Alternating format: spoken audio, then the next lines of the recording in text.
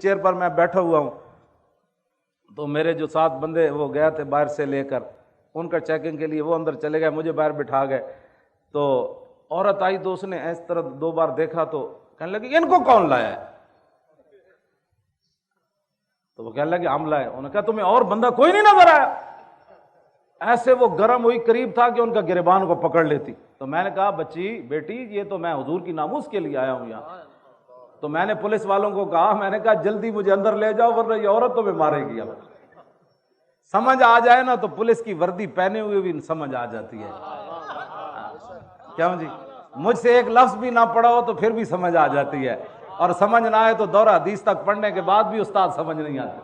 یہ تو اپنی اپنی قسمت کی بات ہے نا جناب. ہمارے پاس تو کوئی تھرمامیٹر وہ اب اس عورت کا میں جب بھی میں دعا کرتا ہوں تو اس کے لیے میں ضرور کرتا ہوں کہ میں تو اس کو جانتا ہی نہیں تھا، لیکن وہ میری خاطر پولیس کی وردی پہن کر پولیس والوں سے الجھ پڑی کہ آپ کو بندہ ہی اور کوئی نہیں ملا، ان کو کیوں آپ کیوں لائے ہو، ان کو کیوں لائے ہو؟ میں نے کہا مجھے اندر بھیجو، یہ لڑکی تو میں مارے گی. آپ پولیس والے فوراً مجھے اندر لے گئے. تو سمجھ آنے میں تو 1 منٹ بھی بندہ آ جاتا ہے، ورنہ میری اتنی لمبی تقریریں کرنے کے بعد بھی بندہ کہے انجے لگے ہوئے سن بادشاہ.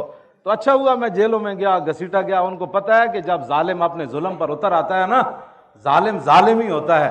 ہاں جی، وہ تاریخ طبری میں امام علی مقام کا خطبہ موجود ہے، آپ محرم میں وہ پورا پڑھ کے سنائیں کہ امام علی مقام کیوں آئے. تو جب آدمی ظلم پر اتر آتا ہے نا تو امام علی مقام نے ان کو فرمایا جانتے ہو میں حسین ابن علی ہوں.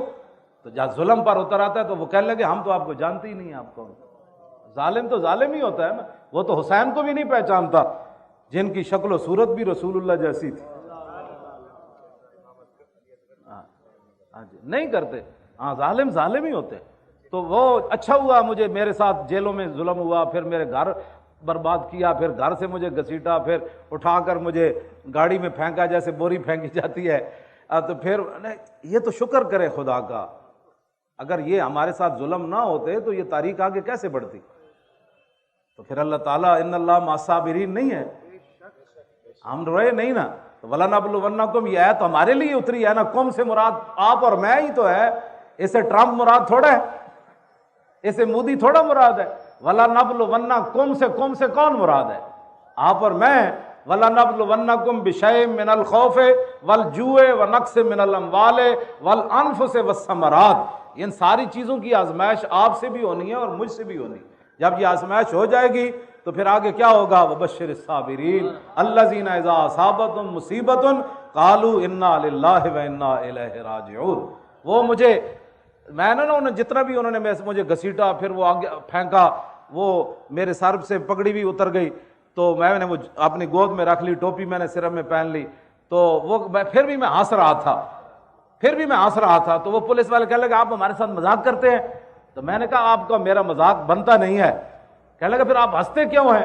تو میں نے کہا اس لیے میں ہنس رہا ہوں کہ جن کو خوش کرنے کے لیے تم نے میرے گھر اتنا تباہی مچائی، مجھے گھسیٹا اور مجھے ایسے پھینک رہے ہو، اور مجھے تم نے گرم چادر بھی نہیں لینے دی. کہا کہ چل مولوی کو لائے چلو، چلو مولوی کو لائے چلو. یہ مولوی ہے؟ ہاں یہ. میں کہا میرا نام خادم حسین. اچھا تو ہے، پکڑو اس کو. وہ تقریباً 70 کے قریب ان کے ایسے گنیں پکڑی ہوئی تھی، وہ میرے گھر میں داخل ہوئے. کہتا آپ کا نام؟ میں کہا خادم حسین. کہتا اچھا پکڑو اس کو، اٹھو. میں نے کہا میں اٹھ نہیں سکتا. کہنے لگا یہ بہانے کرتا ہے، اس کو گھسیٹو. تو مجھے تو میں ہنس رہا تھا. تو وہ کہنے لگے آپ ہنستے کیوں ہیں؟ میں نے کہا جن کو خوش کرنے کے لیے آج جو روتے پھرتے ہمیں کیوں نکالا. توجہ. میں تو نہیں رویا، مجھے کیوں گھسیٹا؟ کیوں نہیں، میں واقعی نہیں رویا، مجھے کیوں گھسیٹا؟